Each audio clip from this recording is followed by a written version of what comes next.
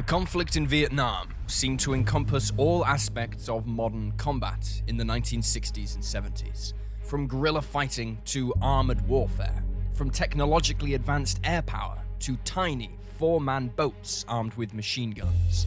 There seemed to be no end of dangerous assignments for the forces of the United States, committed to repelling the communist Viet Cong insurgents from South Vietnam and their supporters in the north. However, some jobs will always stand out a little more than others when it comes to the risk involved. In today's episode, we're going to look at just 3 of some of the most dangerous jobs undertaken in the Vietnam War, one each involving the US Army, Navy, and Air Force. Welcome to Wars of the World.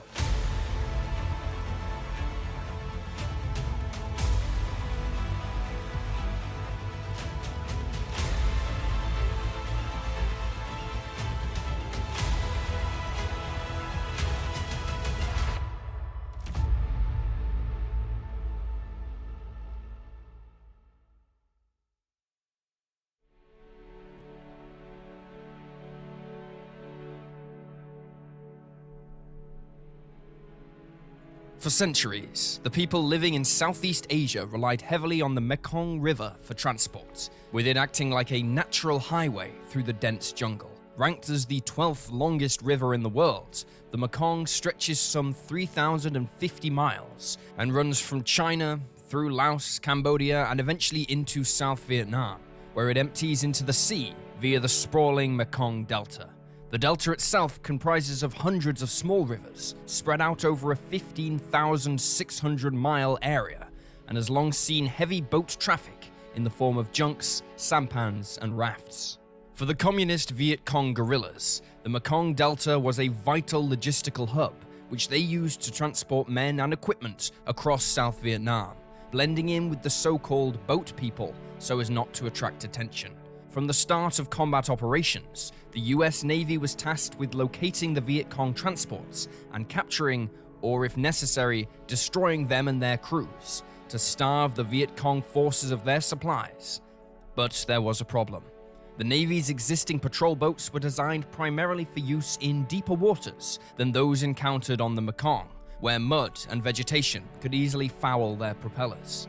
Therefore, as a matter of urgency, they issued a request to US boat manufacturers to produce a new type of small patrol boat that could operate in waters as shallow as only 2 feet deep. Enter the Hatteras Yacht Company of New Bern, North Carolina. More accustomed to designing river pleasure craft, the company decided to adapt one of its designs to meet the requirements for the US Navy, with a prototype being produced in less than 7 days.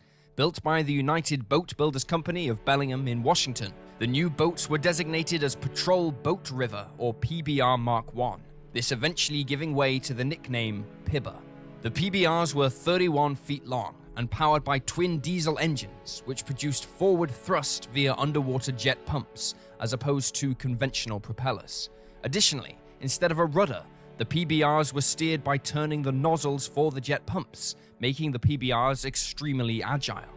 Maximum speed was in excess of 25 knots, but perhaps even more amazing than that was its ability to be going from top speed to a dead stop almost instantaneously, thanks to a U-gate fitted on the nozzles which could be rotated downward, immediately sending the jets of water forwards instead of backwards. Typical crew complement was 4, with a boat captain, a helmsman, and 2 gunners, who manned 50 caliber machine guns, fore and aft. The boat also came equipped with a grenade launcher, but as was often the case in wartime, armament was unofficially increased by their crews looking for a bigger punch.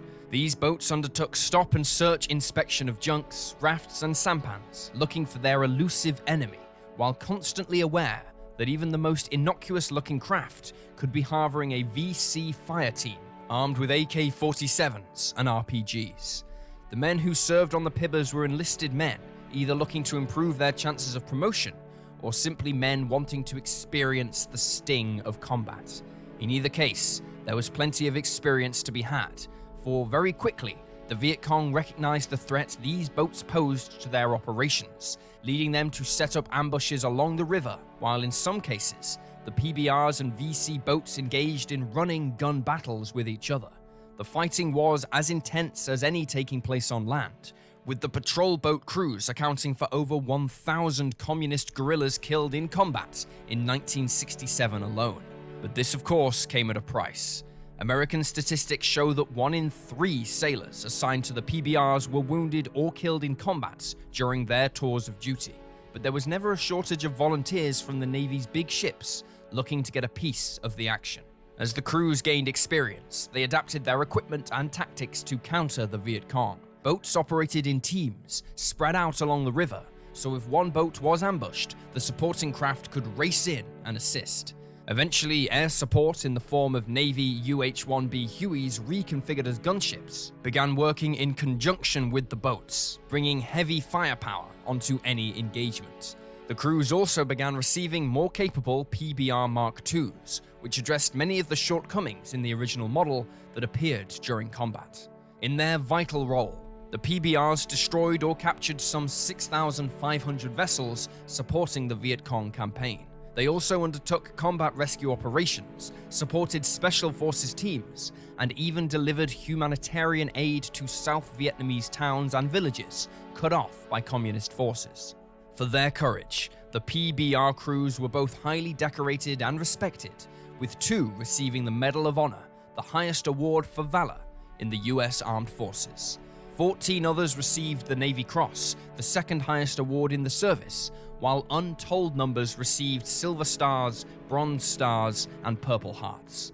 Since the end of the war, 5 ships in the US Navy have been named after PBR crew members, emphasizing just how well regarded these men were, both for their courage and, in many cases, their sacrifice.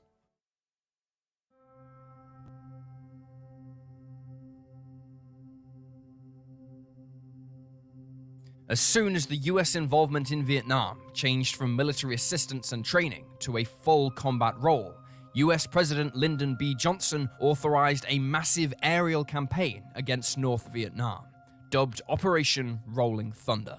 The aim of the operation was to force the North Vietnamese to halt their support for the Viet Cong insurgents in South Vietnam by destroying their military and industrial infrastructure and intercepting the supply lines running to the south. As the operation began on March 2, 1965, confidence amongst the pilots of the US Air Force and Navy was extremely high. They fielded some of the most advanced and capable warplanes in the world, while the North Vietnamese had just a handful of significantly less advanced MiG fighters to oppose them. What the North Vietnamese did have, however, were huge numbers of anti-aircraft guns, but these were limited to low and medium altitudes, meaning US aircraft could fly over them as they transited to and from their targets. However, the belief in the safety of altitude was smashed on July 24, 1965, when a flight of McDonnell Douglas F4g Phantom IIs found itself the subject of an attack by a new and deadly weapon, the SAM, or Surface-to-Air Missile. One F4c was destroyed by a Soviet-made S-75 missile, known to NATO as the Guideline, becoming the first of 110 US Air Force planes to fall to SAMs over the skies of Southeast Asia. US commanders authorized a retaliation strike against the SAM site, but by the time the American planes arrived over the target 2 days later, the weapons had been removed and replaced with decoys and surrounded by anti-aircraft guns. The American planes dived in to attack what was, unknown to them, a useless target, and the anti-aircraft guns filled the sky with shells. 4 more planes were lost. It was an overwhelming success for the Vietnamese, and a stark warning to the US air commanders that they could not strike the North with the impunity they had previously expected. Something had to be done. In August of 1965, the US Pacific Command instigated a program in which Air Force and Navy aircraft would be tailored to nullify the SAM threat. Dubbed Iron Hand, the project sought to outfit North American F-100 Super Sabre attack aircraft with sensors that could guide them towards the SAM sites by detecting and following the radar beam used to target American aircraft. The Super Sabre would then mark the target with its 20mm guns or rockets for a follow-up force of Republic Thunder Chiefs to bomb the battery, thus neutralizing the SAM threat. It sounds simple enough, but there were 2 very big catches to this plan. Firstly, in order to trace the radar beam back to its source so the Thunder Chiefs could attack, the Super Sabres would themselves have to be detected by the radar, leaving them open to attack by surface-to-air missiles. Secondly, while the equipment they had on board could give them a direction, it couldn't give them a range to the SAM sites. This meant that if the crews of the Super Sabres didn't spot the sites with their default sensors, namely the old Mark I human eyeball, then they could very well find themselves flying right over the SAM battery and making themselves an easy target. To the pilots, this kind of mission became known as a wild weasel flight, for like a weasel, they were going right into the den of their prey. The first Wild Weasel Squadron was the 354th Tactical Fighter Squadron, which flew from air bases in Thailand and comprised of pilots more used to flying single-seat model aircraft, rather than the F-100F Super Sabres. Starting out with 4 Super Sabres, after 45 days of operations against North Vietnamese targets, the 354th had just 1 left. 4 aircrew had been killed, while 2 more were captured and spent the rest of the war as POWs. 3 more had been wounded from anti-aircraft fire and exploding SAMs. With such a terrifying attrition rate, 2 of the original cadre of pilots found they could not take the strain and quit. Replacement crews and pilots materialized in early 1966, but it was obvious something more had to be done. The United States needed a new weapon. The AGM-45 Shrike was based on the AIM-7 Sparrow air-to-air missile and could detect and follow the SAM tracking radars on its own. This freed the planes to make a good escape once the missile had been fired. It was not a perfect weapon, however, being relatively short-ranged, which means there was still a great deal of risk to the aircraft until the weapon was launched. Also, the North Vietnamese quickly realized that if they turned their radars on and off intermittently, then the Shrike wouldn't have a consistent radar source with which to track it, causing to miss the target. All these problems were amended in the much larger and more advanced AGM-78 Standard missile, which was not only longer ranged, but had a simple memory system installed, which meant that even if the North Vietnamese turned off their radars, the missile would continue to fly to where the signal originated. The Wild Weasels fought a brutal campaign until they flew their last missions in 1972. In combat, 46 F-105Gs were lost during the war, while many others suffered heavy damage from combat or fatigue. As to how many SAM sites they destroyed, it is difficult to ascertain, with figures going as high as 50% of operational SAM sites at some time being destroyed by Wild Weasels.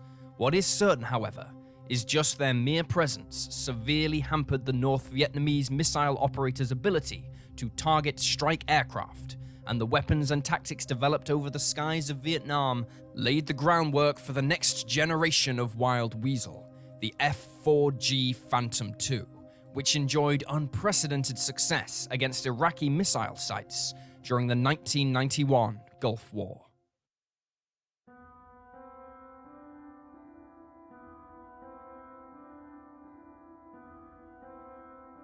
The sight of the UH-1 Huey helicopters swarming the skies like angry bees as they carried tens or even hundreds of men across the country is probably the most enduring image of the Vietnam War. Landing in openings in the jungle, some natural and some made by the US Air Force's Daisy Cutters, the men would be offloaded, where they would set up a defensive perimeter in case of an ambush before moving out. However, very quickly US forces learned that landing in a combat zone didn't necessarily mean that danger was lurking all around them. For sometimes, the danger came from below. Both the Viet Cong and the North Vietnamese army made extensive use of underground tunnels to support their operations. These tunnels varied in size, from small dugouts, which were used to find shelter and respite from the fighting, to large, intricate, and sprawling underground complexes, complete with storage areas, restrooms, hospitals, and even classrooms for political indoctrination, and all were out of sight of the American forces marching overhead. In some cases, the Vietnamese even dug tunnels under American bases to carry out sneak attacks and assassinations of senior personnel. Worse still for American forces, the entrances to the tunnels were incredibly small, being designed to be just big enough for the average Vietnamese adult male to squeeze into. Therefore, for the majority of American service personnel, it was impossible for them to squeeze through. Grenades and tear gas were both used to try and kill anyone in the tunnels, but this met limited success. American and Australian troops attempted to use dogs to go in and drag the enemy soldiers out, but the dogs couldn't smell booby traps, and after a while their handlers flatly refused to sacrifice any more animals in vain. Therefore, it was decided to train a group of specialist combat engineers who were similar in size to their Vietnamese counterparts to go into the tunnels, gather intelligence, kill or capture anyone inside, and eventually plant charges to destroy the tunnel. These men were known as the Tunnel Rats, and there have been few jobs in wartime that could compare to the horror of this assignment. Given the physical dimensions the role required, many Tunnel Rats were quite young, with soldiers as young as 17 receiving the specialist training in the US, so as soon as they were 18, they could be sent to Vietnam, sometimes on their actual birthday. Training was extremely tough. They were taught close quarters combat, how to identify the varied and highly creative booby traps created by the Viet Cong, and how to plant explosive charges. But perhaps more than anything else, their mental training took precedence, with their instructors instilling an unquestioning kill or be killed mentality in their recruits. However, even with the best training, there was no guarantee of success once in the tunnels. With the heavy weapons that US troops relied upon in battle actually a hindrance in the tunnels, the Tunnel Rats were seldom armed with anything more than a 9mm pistol. Even then, they were taught to only fire if it was absolutely necessary. For in the darkness, the muzzle flash of the standard pistol was enough to temporarily blind them, while the noise of the shot would travel all the way through the tunnel, alerting more of the enemy. Tunnel Rats usually operated in two-man teams, with a lead man who went in first, followed shortly after by a backup man. This meant that the lead man had support should he be shot by an enemy, or injured by one of the many booby traps laid by a retreating foe. However, in some instances, it was not unheard of for the two men to get separated, as they fumbled their way through the pitch-black underground maze of tunnels. Veteran Tunnel Rats have also often told stories of how in some instances they walked right into an enemy soldier without knowing he was there, so close that they could smell them. But as one former Tunnel Rat named Douglas Graybill Jr. explained, the biggest fear involved in such operations was coming out of the tunnels. A lot of the time they didn't know where they were and whether they would encounter friendly faces or enemy ones. It was not unheard of for Tunnel Rats to emerge out of a tunnel entrance only to be immediately shot or bayoneted by the enemy troops he was pursuing. In the tunnels, the claustrophobia coupled with the fear of booby traps and enemy troops was often enough to break even the most hardened of minds. Understandably, many Tunnel Rats experienced crippling post-traumatic stress disorder after the war was over, and many of their symptoms were linked to their experiences in the tunnels. Some, for example, couldn't sleep without the light in their rooms being left on, because their minds would immediately go back to being trapped in the dark. Others even found they couldn't stay indoors for too long without becoming overwhelmed by the fear that death was stalking them. In total, there were some 700 specially trained Tunnel Rats. Of these, 36 were killed and another 200 wounded, an attrition rate of 1 in 3. As for the survivors, we may never know just how much harm came to them psychologically from their experiences, and how this impacted the rest of their lives. For many of them, it would be safe to say that even going on to live long lives back home, they never completely left the tunnels of Vietnam behind. And there you have the deadliest jobs of the Vietnam War. Please leave a comment down below with your own thoughts and reactions, and remember to like this video and subscribe to support the channel. Thank you for watching, and I'll see you next time.